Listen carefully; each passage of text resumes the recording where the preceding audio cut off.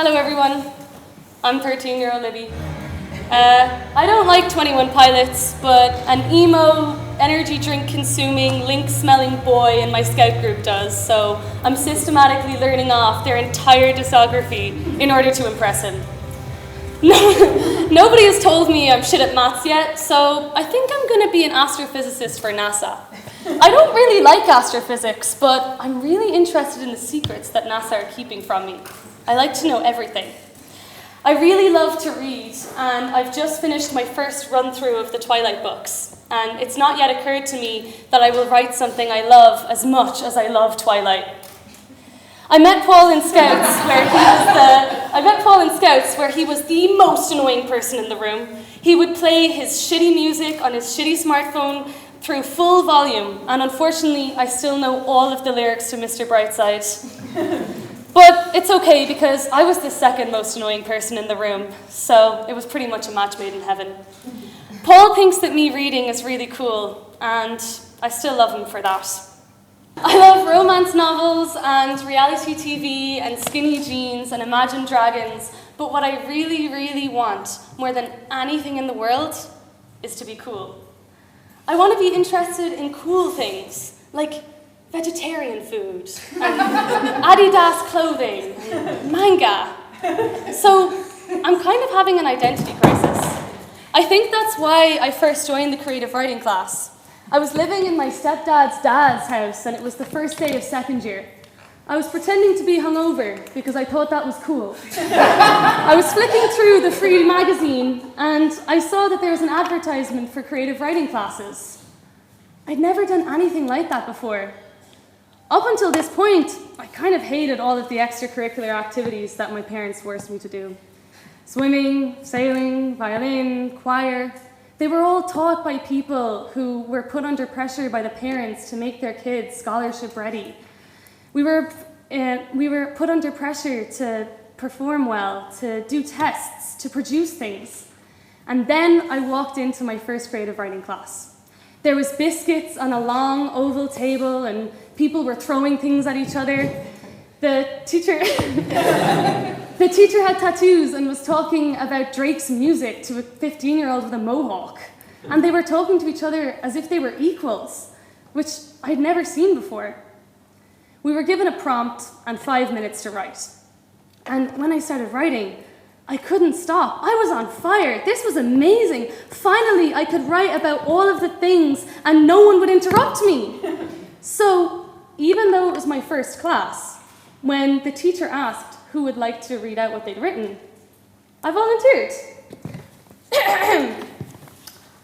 If I were a piece of clothing, I would be a pair of odd socks. Not matching, not stylish, only comfortably fun. I live in a place belonging to plain white ankle socks. They are thrown away, forgotten, until you have nothing better. Fluffy and covered in polka dots, I will never have the heart to throw you away. Not matching, not stylish, they are the ones you will be remembered for. Thank you.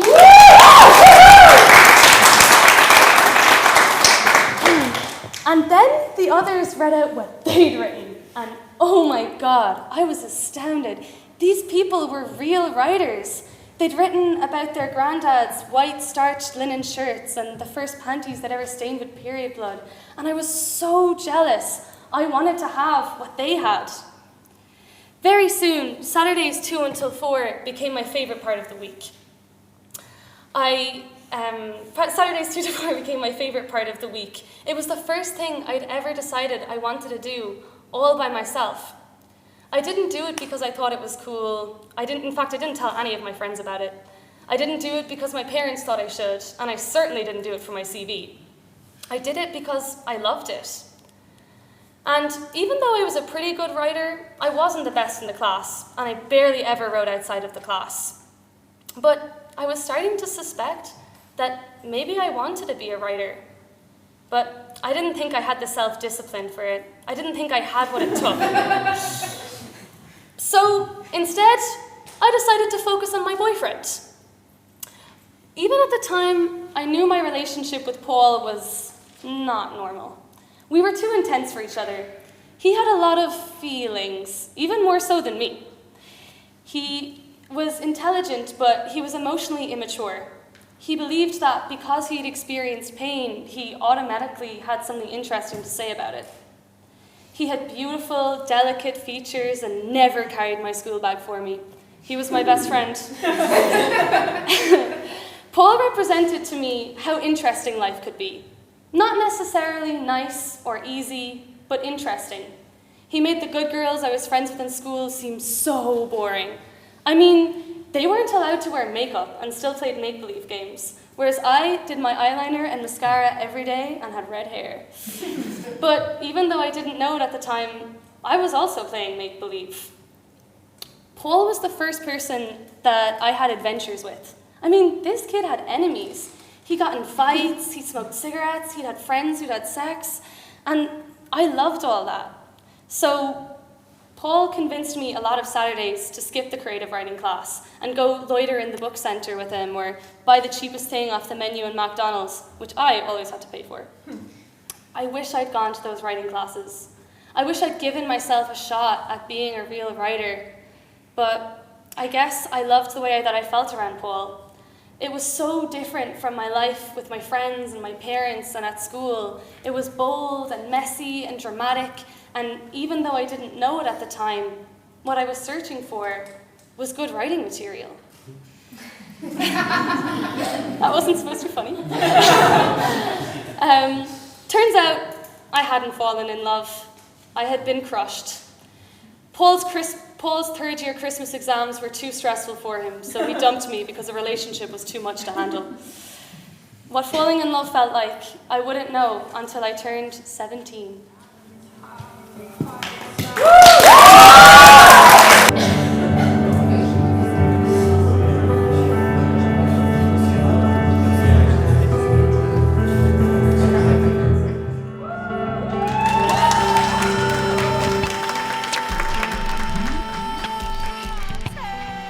My name is Libby.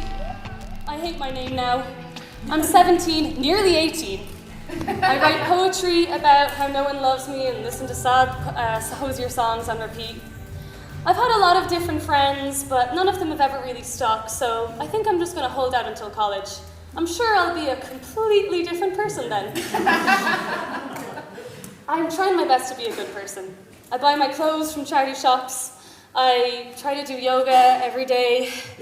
I do one shift a week in an old man pub, which I don't really enjoy, but I'm saving up so I can go on holidays next summer.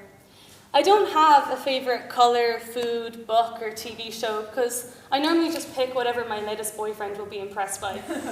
I still like to read, but sometimes I force myself to read classics just so I can say I've read them. I love to light incense and drink tea and smoke cigarettes in beautiful places. I love dancing and singing. Sometimes I get depressed, but I'm trying my best to be happy. Oh, sorry. Hey, Mom. Yeah, no, I'm fine. Yeah, I had McDonald's earlier. No, yeah, I'm just with friends. You don't know them. Yes, I will, I promise. I promise I will. Okay, Mom, bye.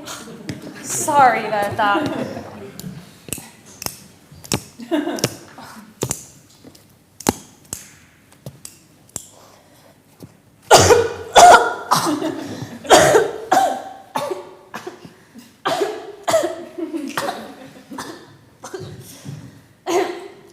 The two most important things about me right now is that I don't eat and I'm in love. His name is Taylor, and I met him at an overachievers debate competition. He is rude, skinny, arrogant, smokes weed. I'd have married him the day after I met him. We met 2 weeks before the first lockdown, and so we spent hours upon hours on the phone to one another, locked in our childhood bedrooms on opposite ends of the country. We think we're going to meet in a month, but turns out we're destined to meet at 6-month intervals for 2 years. He is my first love, and we actually only ever met 6 times. Kids in the internet, huh? I stopped listening to 21 Pilots and started watching Quentin Tarantino movies because they're Taylor's favorites. I don't really like them, and then I feel stupid because I don't get them. But I've also started watching movies by Greta Gerwig and Noah Baumbach, which I absolutely love.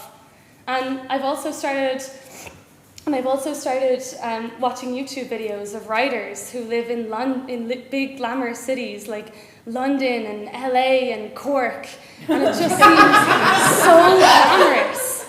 Once again, I'm drawn to the lives of writers, but when I tell Taylor about these movies, he scoffs and says I should consume art that isn't just sad writer girl who lives in New York.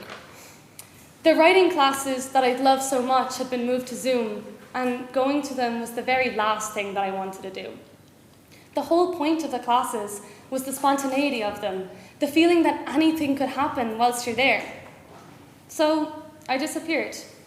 I stopped answering text messages and emails. I stopped writing except for love poems that were about him. For 2 years, my entire life was about him. Every decision I made was based on what I thought he would approve of. I totally lost myself and became unrecognizable. Sometimes I imagine how different my life would have turned out if I kept going to those writing classes.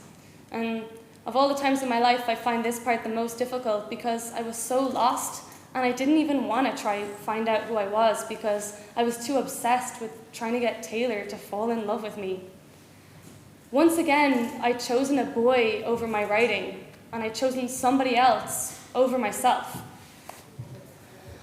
Love is only relevant for a period of time. I remember the day he told me that. We were breaking up for the 100th time, and I was crying and telling him I was never going to love anyone the way I loved him. And he said, love is only relevant for a period of time. Like, what the fuck? I said, love is always relevant, no matter what. And he was going to be in my life forever. I slept with someone else. Well, actually, no. There was no sleeping or cuddling. I had sex with an asshole, and I did it to make him jealous. He had done the same to me, and when I found out about it, I couldn't get out of bed for a week. So I decided to get revenge. We were having this massive fight, and I was telling him if he didn't want me to fuck other people, then he should tell me he wants to be with me. It was a normal established fact in our relationship that I was in love with him, but he told me he was not in love with me. But then, so we're having this massive fight, and I'm screaming and crying, and all of a sudden he goes, fuck, Libby, fuck, oh my God, fuck! And I'm still angry at him, so I'm like, what? And he says, I got the scholarship. I'm going to Canada. And even though I'd been crying before, a whole new type of crying began. Uncontrollable from the pit of my stomach. I had to put my fist in my mouth to stop myself from screaming. I tell him, that is amazing, and I'm so happy for him. And I can't wait to visit him. But none of that happened. The last time we saw each other, he kissed me and told me that he loved me. A month later, we decided things would be better if we didn't talk. And then I had nothing. I had distanced myself from everyone. I couldn't go back to the writing classes. I couldn't even go back to writing full stop because what was the point in writing something if he wouldn't read it? He told me he would never leave me, and then he left.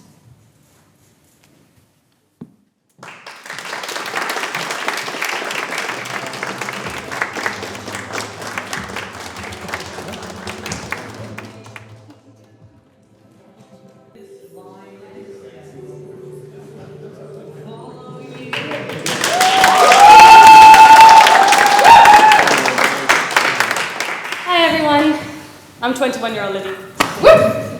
I am still in love. I am in love with putting honey in my tea. I am in love with red lipstick. I am in love with crisp white hotel sheets. I am in love with things that only I have experienced. I finally figured out that I could love something not to seem cool or interesting, but just because I love it. It wasn't easy starting college. I made friends and then I lost them. I drank too much, smoked too much, ate too little, worked too hard. I thought this was what college was supposed to be, you know? I thought that by staying out every night and going to a different party and oversharing to strangers, it would make me cool and interesting. God, I thought I must be the only college student in the entire world who didn't enjoy staying out until 3 a.m. every night. I guess I also thought that I could turn myself into a version of myself that he would finally fall in love with. Maybe if I was more interesting, funnier, smarter, thinner, he would finally love me. But in trying to become someone that he would love, I became a shadow of myself. I wasn't interesting. I was depressing. I wasn't smart. I was argumentative. And most of all, I wasn't happy. Being someone I thought he could love didn't make me a happier person. I'm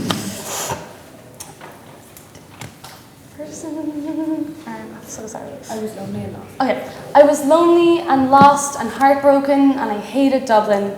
All of the massive buildings and how no one ever wanted to make small talk with you. I had nearly nothing in common with my college friends. They all had fancy cameras and photography accounts and a sense of style, and they knew who they were, and I had no idea. So one night, I decided it was time to figure everything out. Who the hell I was and what the hell I wanted.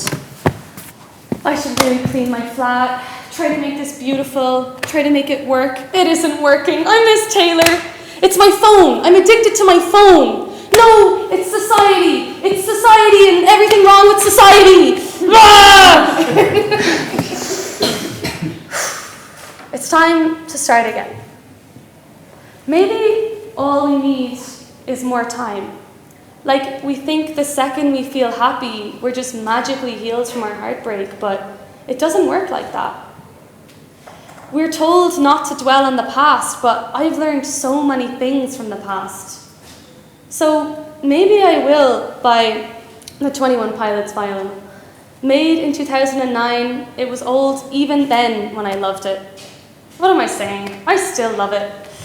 And I hate that I only love it because I wanted to impress some boy, but how many poems did I write to those songs? How many times did I cry, my head buried in their music? How many times did it make me feel like I mattered, like I was important? So much of my personality is based on relationships and friendships that didn't work out. My coffee order, my political leanings, the way I do my eyeliner. These people aren't in my life anymore, except for the unconscious salute I give them every time I do something I once loved about them. So I will buy the vinyl, even if my cool college friends will think it's cringy. Because maybe when I am a bigger woman, I will have a daughter, and she will find that vinyl dusty, and I won't know that she did, and she'll play it, and she'll never tell me that she likes it, but she'll love it. And we'll be connected by this music that so many people loved. Eventually, I did start to write again. I got COVID at Christmas time and had to spend 10 days in my childhood bedroom. So I wrote a short story about a haunted house. I'm supposed to be So I wrote a short story about a haunted house. Writing soon became a way to pass the time, to distract myself. But after my self-imposed quarantine was over, my newfound love for writing was not. I started writing poems and boring college lectures and articles and personal essays for magazines on campus. And it turns out I hadn't lost my touch. Sorry, again. Mom, you gotta stop calling me. I got into the writing class. Out of all the English students chosen, I was one of 10. The cute guy turned out to be Leo. He is the quietest of my boyfriends, and the funniest. When I first met him, I had been depressed for about 6 months. I'd spent 6 months fake laughing so much, I forgot what it felt like to actually find something funny. And then when I met him, I couldn't stop laughing. I found Trinity to be overly serious and competitive and formal, and Leo's the opposite of all of those things. He told me when I was being too pretentious, and told me when he didn't understand what the hell I was writing about. Very soon, too soon, we moved in together. We had fights because I liked my stuff all over the place, and he liked it nice and tidy, and then I accused him of trying to suffocate me, and then he called me crazy. But we made forts in the living room and split bottles of wine and tubs of Ben & Jerry's over candlelight. He is the first boy who introduced me to his parents, and as terrifying as they are, they welcomed me with open arms. It's so funny how time works. When I first got with Leo, I was so worried that even though my mind had moved on, my body hadn't, and that when we were having a fight or having sex, I would accidentally say Taylor instead of Leo. I was worried that my response to these grand and elusive feelings was Taylor, but it turns out not to be the case. Taylor finally told me everything that 17-year-old Libby wanted to hear, that he was in love with me and that he wanted to be with me. But worse than being upset that it took him so damn long, or being sad that we couldn't actually be together, I literally didn't give a shit. When I told my friend, who knew me when I was with Paul and Taylor, that amazingly I'd fallen in love again, she said, "Oh my God, there's hope for us all. I never thought you'd get over him." I'm still trying to take myself seriously as a writer. The house I live in is the cleanest college house you've ever seen. Everything about my life has changed since I first walked into that creative writing class. My hair, my body, my clothes, who I love, the way I love, where I live, why I live. Everything except my writing. I still write in the same passionate and sporadic way, almost exclusively at nighttime. I still barely edit what I write and clearly don't learn off my lines. Everything except, and I still am writing about the same thing that 13-year-old Libby wrote about when she went into her first creative writing class: love and belonging.